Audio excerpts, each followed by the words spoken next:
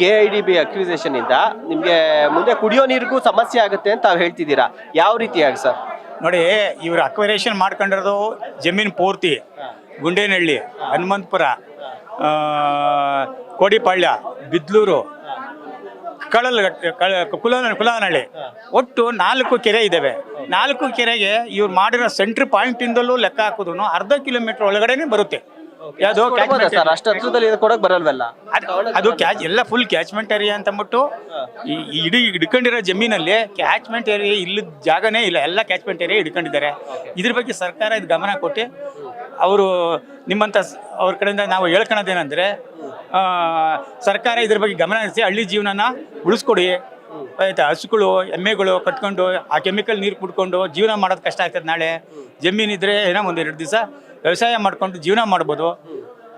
ವ್ಯವಸಾಯಕ್ಕೆ ಯೋಗ್ಯವಲ್ಲದ ಜಮೀನುಗಳು ಮಸ್ತಾನ ಇದೆ ಬೆಂಗಳೂರು ಗ್ರಾಮಾಂತರದಲ್ಲಿ, ಅಲ್ಲಿ ನೀವು ಕೊಡಿ, ಅಲ್ಲಿ ತೊಗೊಂಡು ಇಂಡಸ್ಟ್ರೀಸ್ ಮಾಡಿ. ಆಗಿಲ್ಲ ಅಂತಂದರೆ ಈಗ ನಮಗೂ ಕೂಡ ನೀವು ಬೆಂಗಳೂರು ಗ್ರಾಮಾಂತರದಲ್ಲಿ ಎಲ್ಲಾದರೂ ಜಮೀನು ಕೊಡಿ, ಅದ್ರ ಬದಲಿ ಜಾಗ ಕೊಡಿ. ಈಗ ಮೊನ್ನೆ 3-4 ದಿವಸದಿಂದ TV ನೋಡ್ತಾ ಇದ್ದೀರಾ ನೀವು, ಯಾರ್ಯಾರ ರಾಜಕೀಯದ ಏನೇನು ಅಂತ ಅಂದ್ಬಿಟ್ಟು ಮೂಡೋದೊಂದು ಯೋಚನೆ ಮಾಡ್ತೀರಾ.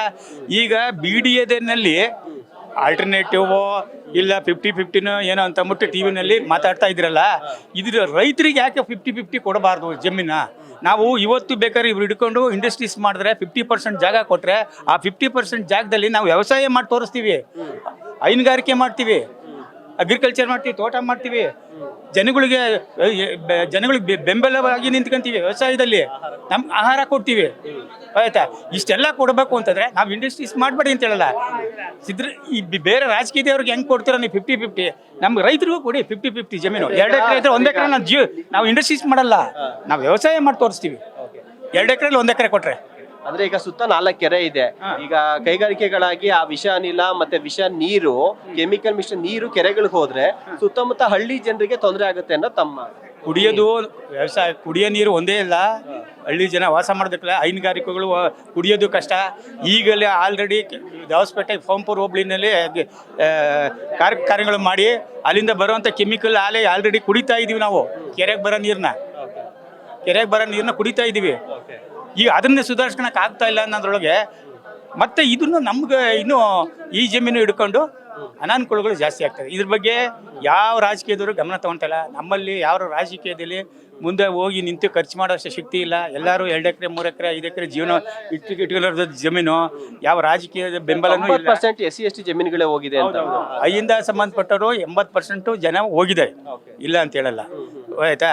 ಇದನ್ನೆಲ್ಲ ಸರ್ಕಾರ ಗಮನ ಮಾಡಿ ನಾವು ಇಂಡಸ್ಟ್ರೀಸ್ ಯೋಗ್ಯತೆ ಐತೆ ಅನ್ನೋದು ಒಂದು ತೀರ್ಮಾನಕ್ಕೆ ಬರೋದಾದರೆ ನಮಗೂ 50-50 ಕೊಡಿ.